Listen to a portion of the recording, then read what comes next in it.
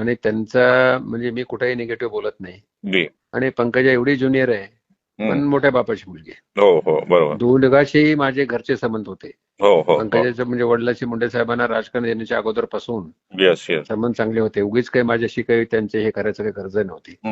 आणि हे पण ह्यांनी मला मग मुंडे साहेब गेल्यानंतर मी यांना अटॅच झालो.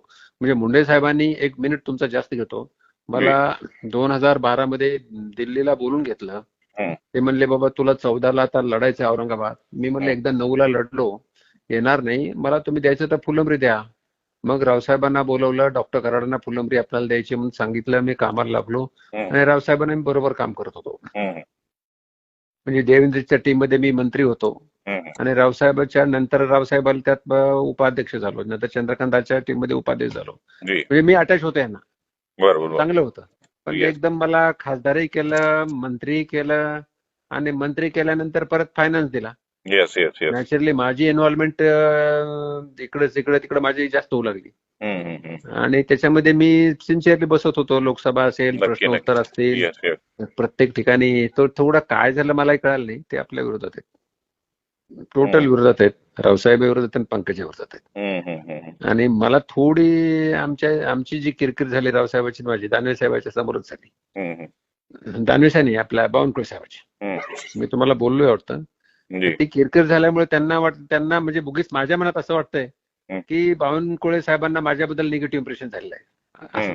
ते काय मला तसं दाखवत नाहीये, पण रावसाहेबांची माझी किरकिर झाली. ते म्हणले भाऊ जाऊन तुम्ही भेटा, बोला. मी त्यांना क्लिअर करायचा प्रयत्न केला, त्यांच्या मनात ते उगीच हे झालं माझ्याबद्दल. आणि मग आता इथं कसं होतं, किरकिर झाली म्हणजे नेमकं काय झालं? हा म्हणजे बावनकुळे साहेबांना झालं का तुमच्याबद्दल का रावसाहेब दानवेंना? नाही नाही नाही नाही नाही. इथं कसं होतं, इथं समजा शहराचा काही जरी कार्यक्रम असेल, आम्ही रावसाहेब दानवेची तारीख घेत होतो. रावसाहेब दानवे प्रदेशाध्यक्ष होते, नंतर त्याच्या अगोदर नेताही होते.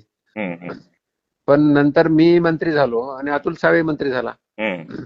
फडणवीस साहेबांनी सांगितलं तुम्ही तुमचे निर्णय घे, चला. आम्ही इंडिपेंडंट काम करत होतो. म्हणजे त्यांचं जे औरंगाबादवरती जे वचक होतं ना, औरंगाबाद अगोदर हँडल करायचे नाही ते आम्ही हँडल करतोय आता. आणि मग काय झालं, एके दिवशी डॉक्टर कराडांना मस्ती आलेली जास्त, आता मंत्री झालेत ते. मला असं काय बोलताय तुम्ही माझ्या नावास? नाही नाही नाही, तुमचं वागणं बरोबर नाहीये, असं बरंच झालं. रावसाहेब बोलले का? हा, ते बावनकुळे साहेबांसमोर. अरे बापरे. इतकी किरकिर झाली. मग मी म्हणलं दादा तुम्ही नेते आहात, जास्त काही बोलू नका. जे असेल ते आपण उद्या बोलूया ना, यांच्यासमोर काय बोलताय. हे झालं तर मग 3-4 वर्षापूर्वी झालंय. रावसाहेबांच्या घरी दिल्लीमध्ये मी तिघच होतो डायनिंग टेबलवर. तेव्हापासून बावनकुळे साहेबांना असं वाटत असेल, आणि ती बावनकुळेची आणि रावसाहेबांची चांगली मैत्री आहे. हे तुम्हाला माहिती आहे की नाही मला माहित नाही.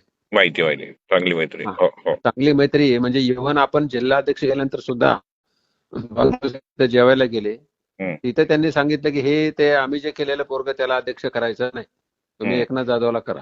बावनकुळे साहेब म्हणले एकनाथ जाधवला करा. नाही म्हणलं आम्ही कशासाठी केला जिल्हाध्यक्ष. मग आता थोडं अडचण आली की आम्ही वर जात होतो, कुठे, फडणवीस साहेबांकडे.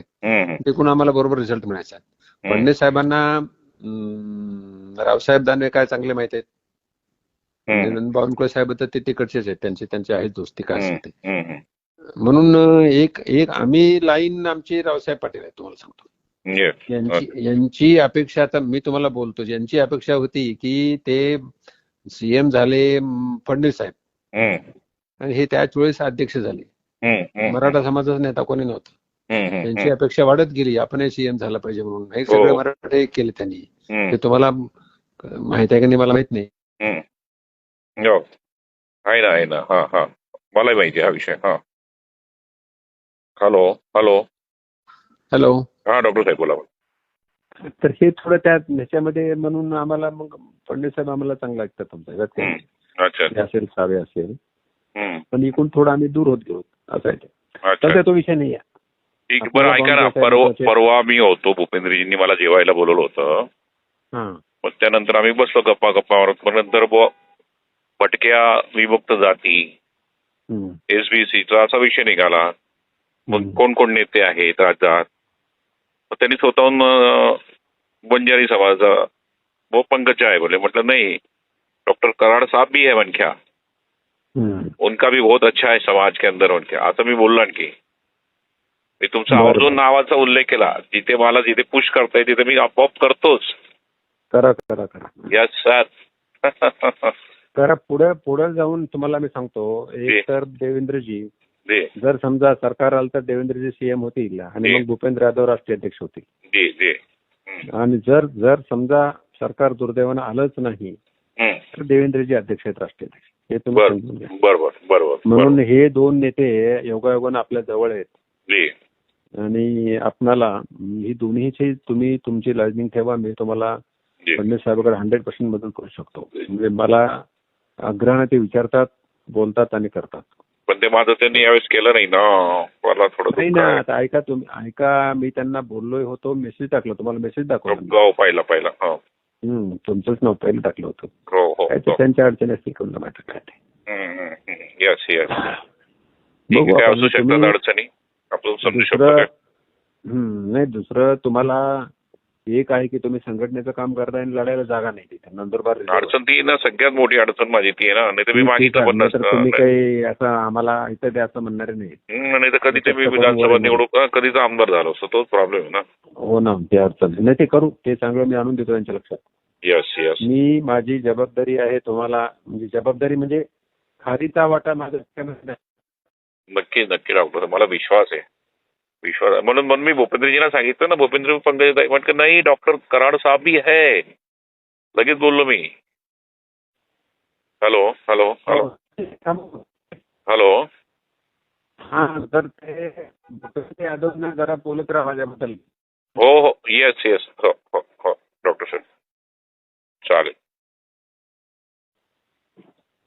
हॅलो.